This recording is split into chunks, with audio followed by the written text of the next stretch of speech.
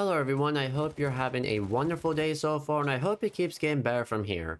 We are back with some Payday 2, and the two heists that will be in this video went off the rails. Let me explain with the first heist being White Xmas. Look, I know that Christmas is in about 2 months, but Vlad wanted me to do this, so I decided to take it. Anyways, this heist isn't particularly great in my opinion, and there are many factors. Like, the introduction, like the start is pretty slow. There's no cops, and the pilot, well, escorting the pilot is because not only is he very slow, but he also falls over sometimes. So you have to yell at him for him to get back up and keep going. You have to do this twice, but this time from the lumberyard to the helicopter. Other than that, it's just okay.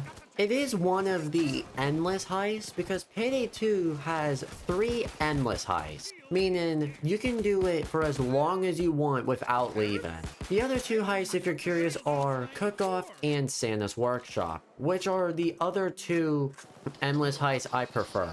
But anyways, there was also a bunch of bulldozers. I know I said that for the past few videos, but what are the spawn rate of bulldozer? Because if I'm seeing one very often, like why? And also, something about cloakers. We all know that annoying sound that they make whenever they charge at you. On Christmas themed heists like White Xmas and Santa's Workshop, that sound is replaced with faint bells. And yes, it makes it very hard to tell when a cloaker is jump kicking you.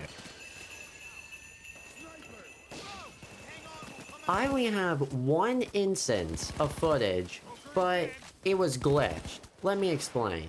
I heard the sound, the camera moved towards something, which I assume was a cloaker because it's the only enemy that the camera moves like that towards. The smoke went off, but the cloaker was invisible. But after a while it did eventually, and that just makes cloakers much harder.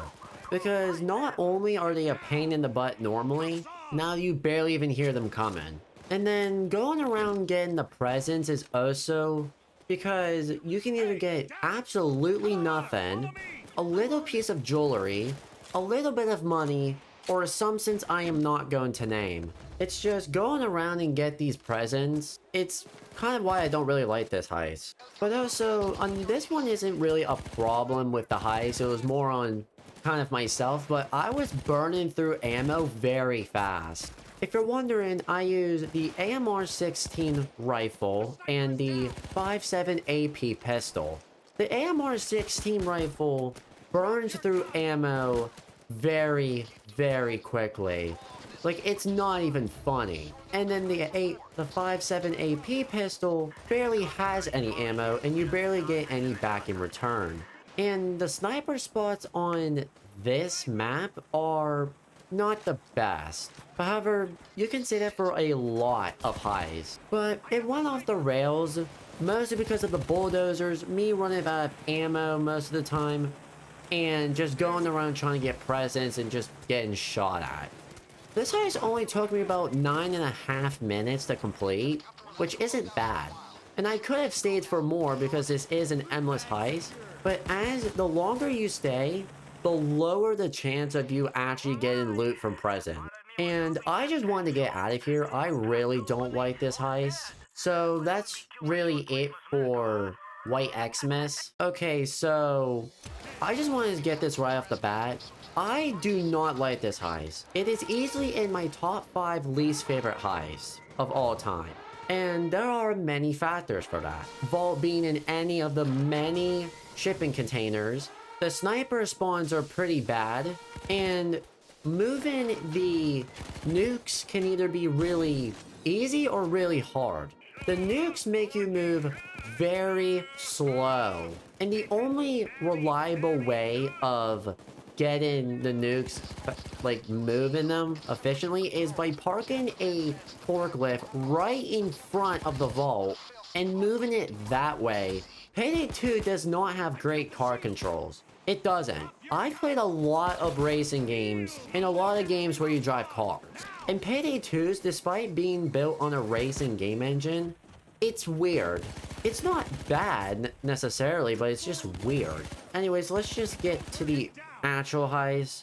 Most of the start of the heist was just trying to find the shipping container and trying to find the crowbars. I can only really manage to find 2 of the 3 crowbars, but 2 is efficient enough. And there was a lot of moments where I had to take cover in the shipping containers to not try to get killed. And also waiting for the drills. That's fun. And once again, like the other heists, there were many bulldozers, especially black bulldozers. However, I also did have a fun time ramming the police with the vehicles like it was GTA, but I was just trying to move the forklift to the vault. But once the vault did open, I got the warheads, which they're still nukes, but I also think this is trying to reference something. Vlad is Ukrainian and he has nuke. That's all I'm gonna say, but yeah. There are really, like, I just don't generally like this heist. Yeah, there is more cover in here than there is to White Xmas, but the map is fairly big. Despite having 2 main areas, which are being the murky water warehouse and the train where you deliver the warhead. Now, I'm not saying this heist isn't bad when it comes to pay. It actually is one of the better ones, but this is just a heist I don't generally like doing. Because it's mostly the sniper locations and just the drive-in. And finding the vault. That's mostly why I don't really like this. And I'm pretty sure at one point there were 2 bulldozers right next to each other. Like, look, I know it's been a couple months since I played Souls games, but they really have to pull off a Dark Souls on me.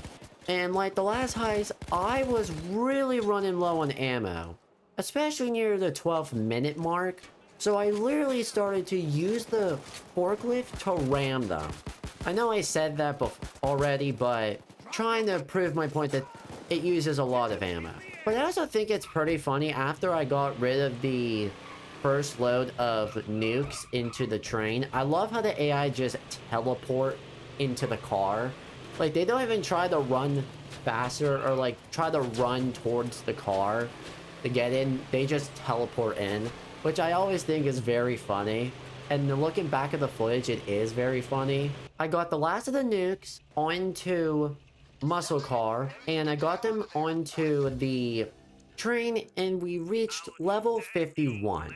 And let me just remind you, White Xmas took me 9 minutes. Meltdown took me nearly 21.5 minutes. Only because I don't really do this heist often, and I also just don't like this heist. But after that, I also picked up the perk to have 2 cop allies instead of 1. Now, before I end the video here, I want to just say that recently I just discovered that NASA isn't updating their website anymore because of the recent government shutdown. So I'm gonna have to find something else to do, because if I'm not gonna go back and do previous articles that's already been done. Those are probably already been done. And what's the fun in that? So I don't know if I'll make a video next week. It depends on how I really feel about this. I'm personally bummed about this because I really wanted to learn more about space, but you probably wanted gaming content, not me just sitting here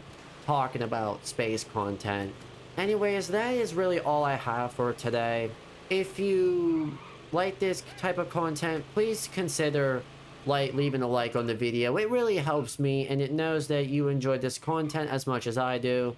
If you want to get notified, please consider subscribing and turn on the notification bell. You will know exactly when I post, which is, I usually like to post Thursdays. And that's really all I have. So I hope you all have a wonderful day, and I will see you in the next video. Hopefully. You have a good one, everyone.